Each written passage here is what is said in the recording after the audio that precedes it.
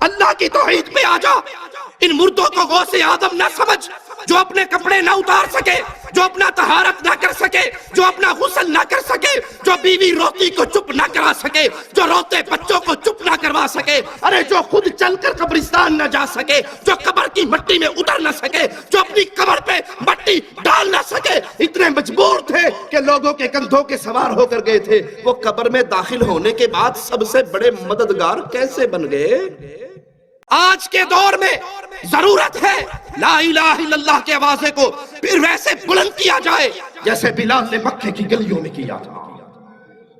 حیدرآباد کے ایک مولوی صاحب کا جملہ سناؤں. وہ کہتے ہیں مجھے کوئی مولوی چیلنج کرتا ہوں میں، مجھے کوئی پیر فقیر کوئی مولوی کسی جماعت کا بڑا گارنٹی دے دے کہ میں بخشوا لوں گا، میں بریلوی فرقہ چھوڑ کے تمہاری جماعت میں شامل ہو جاتا ہوں. کوئی مجھے یہ کہہ دے کہ ہمارے گروپ میں آ، تیری بخشش ہو جائے گی، تو جنت میں جائے گا، میں تمہارے گروپ میں آنے کے لیے تیار ہوں.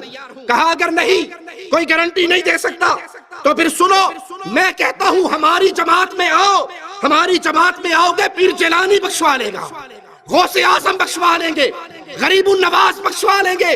آؤ سارے بریلوی ہو جاؤ، مجھ سے جنت کے ٹکٹ لے جاؤ. ہمارے یہ بڑے بڑے پیر قیامت کے دن اللہ کے سامنے کھڑے ہو کے اپنے مریدوں کو چھڑوا کر جنت میں لے جائیں گے.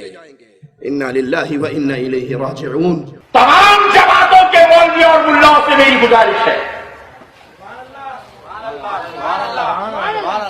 میرا چیلنج ہے، اگر تم یہ مجھے تمانیت دے دو، مجھے اس بات کی ضمانت دے دو کہ جب میں مر جاؤں گا تو تم میری بخشش کراؤ گے، تو میں یہ جماعت چھوڑ کے تمہاری جماعت میں آنے کو تیار ہوں.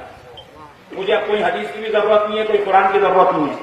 تم تو بھی حدیث قرآن پوچھے، میں کچھ بھی نہیں پوچھ رہا ہوں. ایک ضمانت دے دو، احمد نقشبندی تو آ جا، ہم تیری بخشش کرا دیں گے. احمد نقشبندی صاحب آپ آ جائیے ہماری جماعت میں، ہم آپ کی ضمانت لیتے ہیں، ہم آپ کو جنت میں بھجا دیں گے. کوئی جماعت کا مولوی اور ملا مجھے اس بات کی ضمانت دے دے، میں اس کی جماعت میں آنے تیار ہوں. نہیں دے سکتا تو آ جائے سنت میں، میں ضمانت دیتا ہوں کہ تو ادھر آ جا.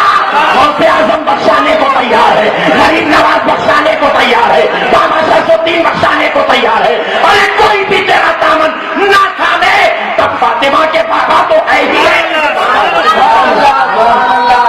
ظالم تو نے چیلنج دیا ہے، میں تیرا چیلنج قبول کرتا ہوں. اللہ کی قسم واحد بن جا، محمد کی حدیث گارنٹی دیتی ہے تجھے اللہ جنت دے دے گا. اللہ کی توحید پہ آ جا.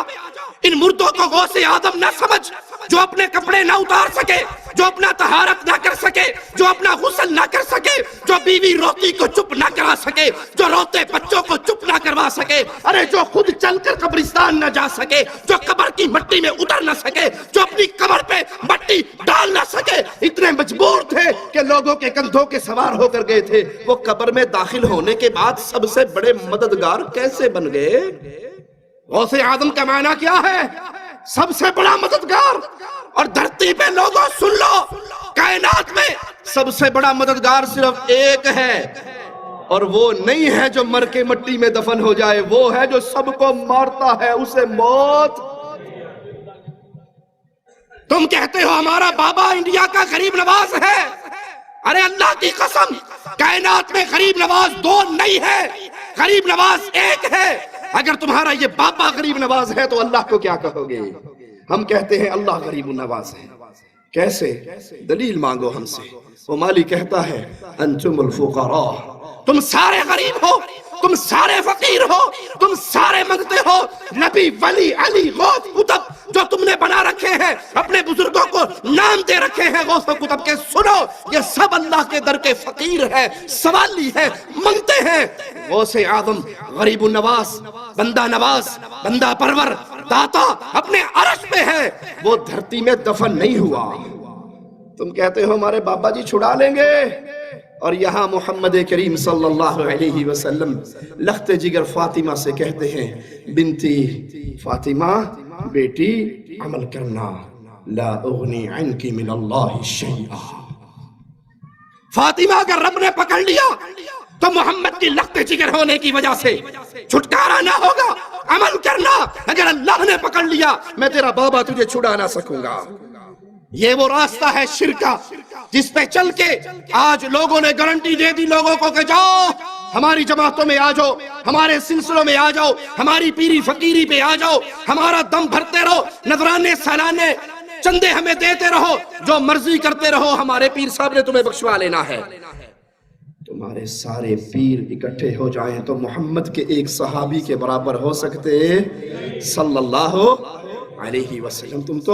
تم تو کہتے ہو یہ جنت میں لے جائیں گے، یہ خود جنت میں جائیں گے یا نہیں جائیں گے اس کی ان کے پاس کوئی گارنٹی، یہ جنت میں جائیں گے یا نہیں۔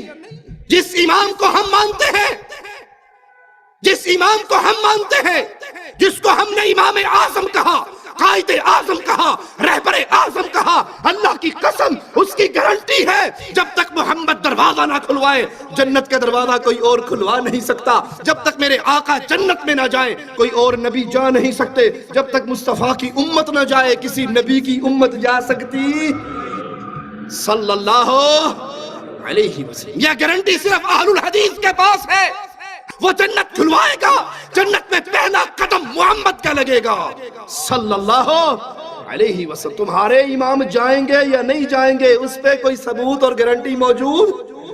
رب اشرح لي صدري ويسر لي أمري واحلل عقدة من لساني يفقه قولي رب اشرح لي صدري ويسر لي أمري واحلل عقدة من لساني يفقه قولي